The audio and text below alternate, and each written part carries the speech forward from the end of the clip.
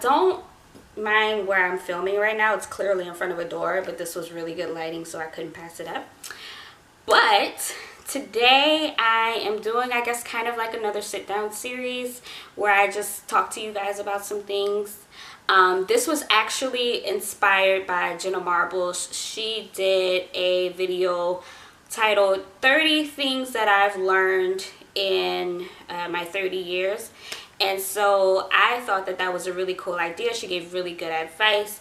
And so I wanted to do basically the same thing, where I just give some of my advice and my life lessons that I've learned throughout the years and just make a video out of it. So this is called 25 Things That I've Learned in My 25 Years. So I'm going to use my phone because I have bad memory. And yeah, we're going to get started. So the first thing that I have learned is that you want to try to be flexible in life. And just because life is going to bring you a lot of curveballs, and you need to learn how to just maneuver, go this way, go that way, and make it work. There was this one thing that I learned in college. I am a psychology major. And one of my professors was super big on this thing called psychological flexibility, which is basically being present with your emotions, however, not letting that hinder you from moving towards things that you really value. So it's okay to be uncomfortable. It's okay to be kind of like, or sad, or however you're feeling with the situation. Just don't let that stop you from getting to where you want to be. So the next thing that I've learned is that you need to know your alcohol limit. So my limit is 2 drinks. Otherwise, I either become very emotional or homicidal. And that's not good for anything, for anyone. People won't want to be around you. People won't want to go out with you. And you probably end up arrested at some point. So make sure that you know your alcohol limit and don't exceed that. Drink responsibly. The next thing is, sometimes you just need to cry. If you want to cry for absolutely no reason, that's totally fine. I do it a couple times a month and I feel a lot better for it. I remember having a conversation with someone and they were like, "What's wrong? Like, why are you crying?" And I'm just like, I just need to cry right now. Sometimes you just need to relieve tension in your body, and sometimes crying is the way to go. Some people like to laugh about it. Sometimes I like to cry about it. I think it's totally fine and normal. You do what you gotta do. Next thing is live in the moment. So especially nowadays, people are always on their phones. They're always recording something. They're always taking pictures. And to be honest, that drives me crazy. Especially like things like, you know, you're going to concerts or you're, who knows where you are. You're like on a beautiful island somewhere and people are constantly like or recording with their phones, and they're not even watching the performance. They're not even taking in the natural beauty of an area. And you just want to live in the moment. I feel like for some reason people feel like if they don't take a picture of it, they won't remember and that's totally false. You will remember things. Some of the best memories I have, I don't even have pictures of. So remember to live in the moment. Try not to take so many pictures. Try not to record so many things, and just be there and appreciate it and be in full contact with what's going on around you. Next thing, you want to find the humor in tough situations. So for me, and especially my friends, we like to crack jokes about serious things. Sometimes it's inappropriate. However, it's our way of coping with things. Like I said, sometimes I cry about things. Other times I try to laugh about things. And it honestly helps. It helps us. And it probably helps a lot of other people. I think it's a great way to get through life. It's to find the humor, because at the same time you're kind of finding the positivity in those situations. Next thing, own your sexuality. So especially as a female growing up in today's world, people kind of haven't caught up with the idea that women are just as sexual of beings as men are. And we often get labeled as sluts and whores and whatever the case may be. And, you know, we're just doing the same things that men are doing. So I think, especially for females, make sure you own your sexuality. Do not shy away from sexual experiences if that's what you're into or that's what you're curious about.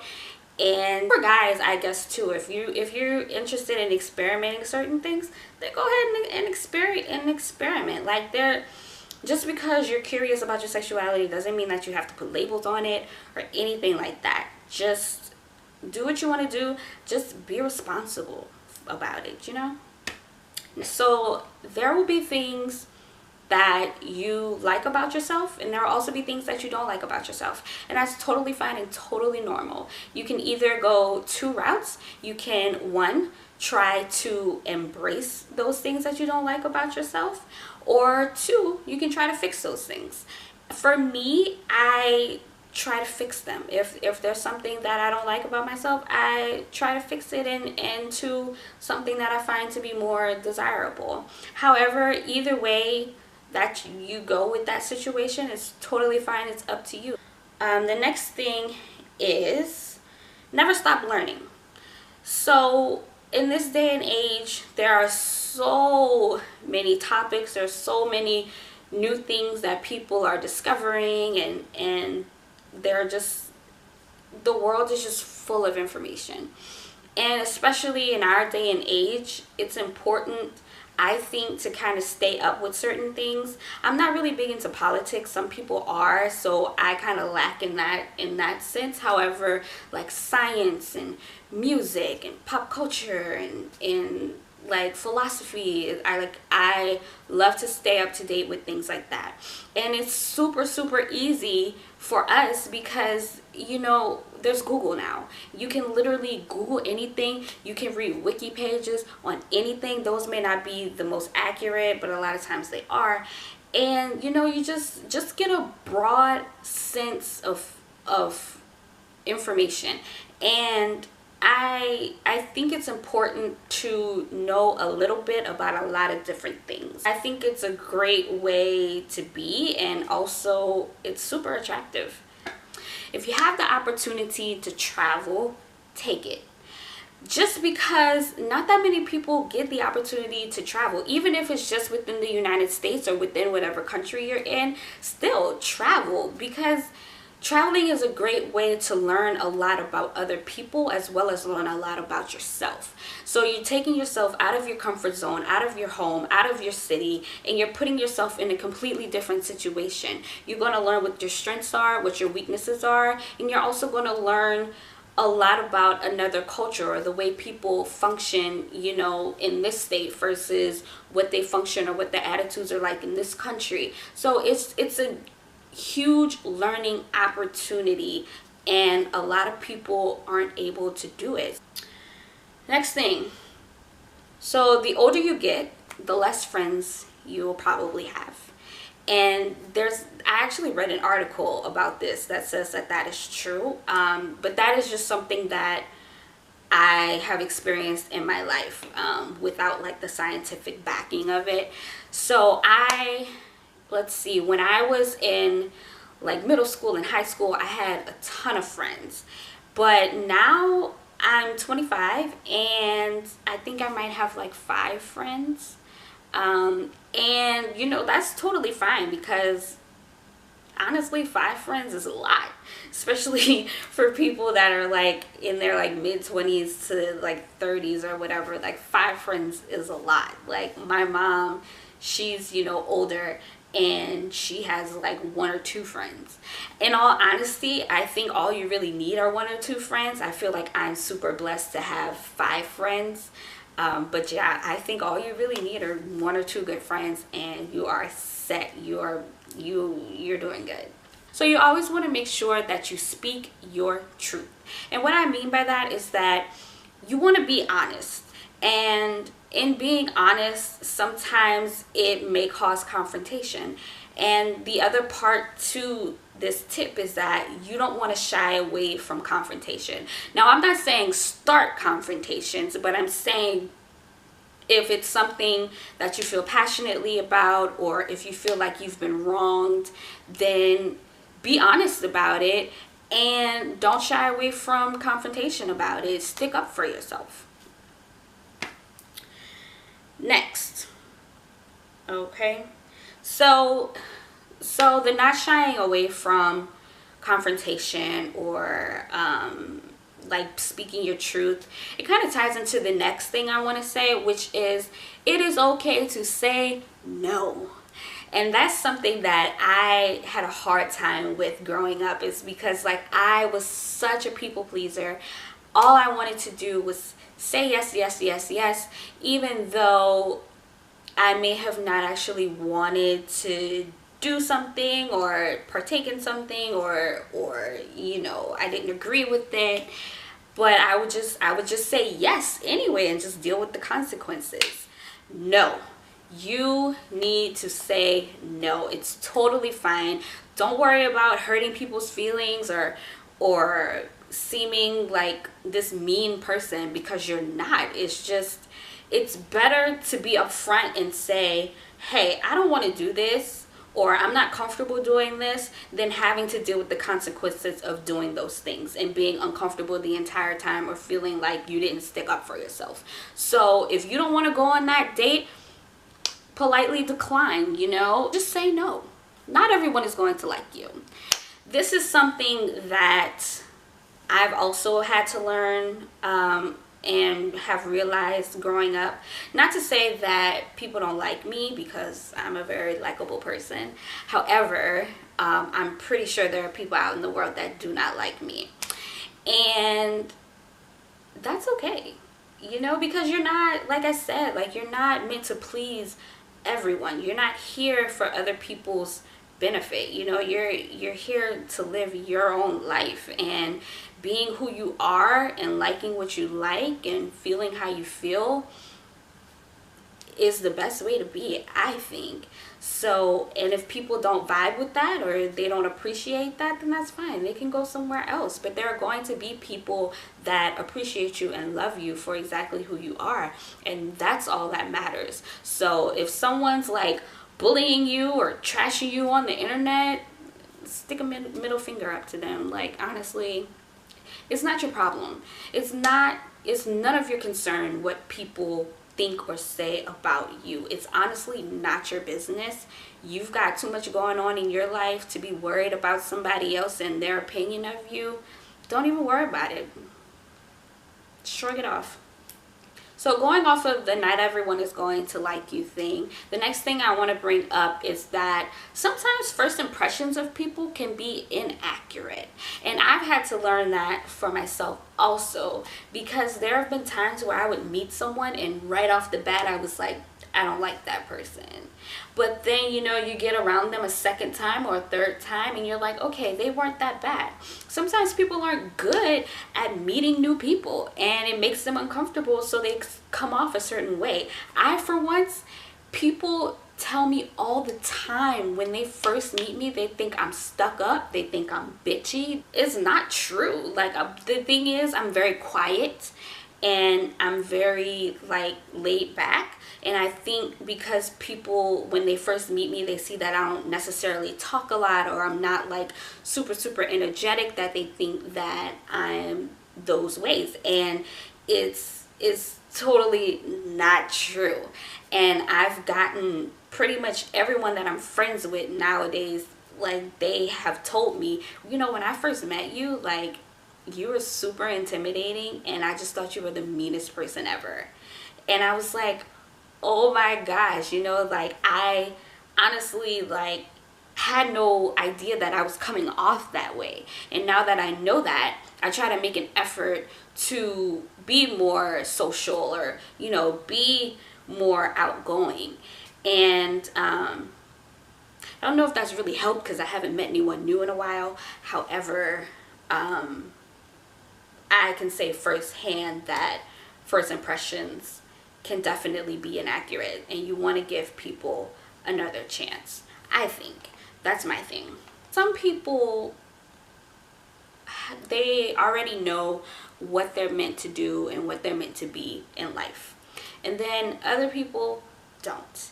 And I want to let everyone know that there's nothing wrong with not yet knowing what your calling is in life. You know, if you know what your calling is in life, that's great. But if you don't know what it is, that's fine too. At some point, you will figure it out. And this also ties into the next thing, which is it's okay to start over. All through high school and college, I thought I knew what I wanted to be, and I just knew for sure that I was going to go and get my PhD and be a psychologist. Now I'm getting an MBA. Like, I decided that I wanted a career change, and so I'm basically starting over in a brand new field, and that is okay. Totally fine. So, you know, if you want to start over, it's never too late to do that. It doesn't matter how old you are or how far you've gotten down a certain path. If you're not happy with it, if you're not comfortable with it, then start over. The next thing you want to do, and maybe this is because I'm from the South, but I think it's super, super important to acknowledge other people's presence. And what I mean by that is literally what I just said. So if you walk into a room full of people, you want to say hello, or you want to say good evening, or whatever. If you're walking up to a group of your friends and there's someone there that you don't know, you say hi to everyone. And I just think that that's a part of being polite, and you know, it's I think it's rude to not acknowledge someone, and it makes them feel like crap. Like, oh gosh, like I'm standing right here and they're not even going to speak to me. Like, that's completely rude, and it just makes yourself look bad personally. So, you know, if I'm in the grocery store and I make eye contact with someone, I say, hi, how are you? Sometimes they respond, sometimes they don't, but I know that I've done my part, you know. So just make sure that you acknowledge people's presence. It's just, I think it's just the right thing to do. So it's 2017. Love whoever the hell you want. You also want to find someone that you can confide in. And you don't need a ton of people. You just need one person. And I think it's important to find someone who's open-minded, non-judgmental, who's actually a good listener and willing to take the time out to talk to you about certain things. And, you know, it doesn't have to be someone, honestly, who, like, gives you great advice or is some, like, guru about a certain thing. You just want someone who's willing to listen to you, you know? So I think it's super important to find one person. If you don't have, like, a family member or a friend who you feel like you can confide in, then, I mean, there are counselors, there are therapists, there's psychologists, whoever. They're, like, in your school. You can find one in a hospital. You can find a private practice psychologist or therapist or whatever. I think trying those things out is very beneficial to you, because you don't want to keep all your worries and all your stress to yourself, because eventually you will break down. As everyone knows, stress is totally and completely normal. However, what you do with that stress is very important. For me, I think when I'm stressed, it's best to talk it out. And honestly, I just started doing this like maybe 2 years ago. Beforehand, when I was stressed out, I would just kind of like shut down and close myself off from people. I'd get super, super irritable and very snippy. And I realized that that's not the way to be. So I was like, well, let me try something different this time. Let me actually try opening up about being stressed. And it worked for me. So sometimes just talking things out works. Another component to this advice is that it is okay to ask for help. And this is so important, because humans are not meant to go through things on their own. Humans are very social people, and we constantly bring people around us to create a support system. And so it's important that you have a support system that you feel like you can confide in and just talk to people about what's going on in your life. And so it is okay to feel overwhelmed with certain situations, but I think you should let someone know how you're feeling, and you never know, that person may be able to help you. They may help you, they may split the responsibilities with you, or find a way to minimize what you're going through, or your stress. You never know. So I think opening up to people, telling them how you really feel about things, whether you're stressed, whether you're overwhelmed, whether you're sad, it's totally normal, and it's okay to let someone else know how you're feeling. So boys and girls are super fun. However, never get feelings. And this is like the #1 rule of dealing with a fuckboy or a fuck girl. And I have broken this rule probably multiple times now that I think about it. But one time comes to mind in particular, and I just want to let people know, if you ever get feelings for a fuckboy or a fuck girl, run. This one is actually for my girls out there. You want to make sure that you wear comfortable shoes. If you cannot walk in heels, then don't wear heels. You look stupid trying to walk in something that you just can't walk in. If you need those thick heels or those wedges, then wear those thick heels or those wedges. Do not try to wear stilettos if you're going to be stumbling all over the place, if your ankles are going to be giving out. You look crazy. So wear shoes that you can walk in. Learn how to enjoy your own company. So I am a firm believer in learning how to just be by myself. I honestly enjoy my own company. There are times, honestly, where I do get a bit lonely or want to have that social interaction with another person. But for the majority of the time, I don't mind being by myself. And I think that growing up as an adult, you definitely want to learn how to do that, because there will be a lot of instances where you will be by yourself, and you know, your friends may be busy or your family may be out of town, and something as simple as that, you just need to learn how to be by yourself. And I think that once you're okay with being by yourself, it kind of like makes you exude like a certain confidence in yourself, which makes you honestly attractive to other people. And so you need to learn how to be okay with being by yourself before you can be okay with being with someone else. And that's kind of like a relationship advice type thing that I've learned. Just dance. No one's judging you. It really doesn't matter if you're doing moves from 2009. Who cares if you're offbeat or have no rhythm? It doesn't really matter. As long as you're happy and enjoying yourself, that's all people are really going to notice, you know. And so yeah, just dance. Just dance and enjoy yourself and be happy. Dance, and dance like nobody's watching, because to be honest, they probably aren't. So this is another one that I feel super strongly about, and that is to love strongly. However, you want to make sure that you are not giving your complete self to another person. And this is for 2 reasons. One is because later in life, you will probably end up resenting that person because you will feel like they've taken your life away from you. Secondly, if that relationship ends, you need to know that you will be okay by yourself without this person. So I think it's important to, yes, put in a lot of effort in relationships, but make sure that you keep a bit of yourself to yourself. So yeah, guys, those were my 25 things that I've learned in my 25 years of existence. I hope you guys enjoyed it. Yeah, that's it for this video, and I will see you guys next time.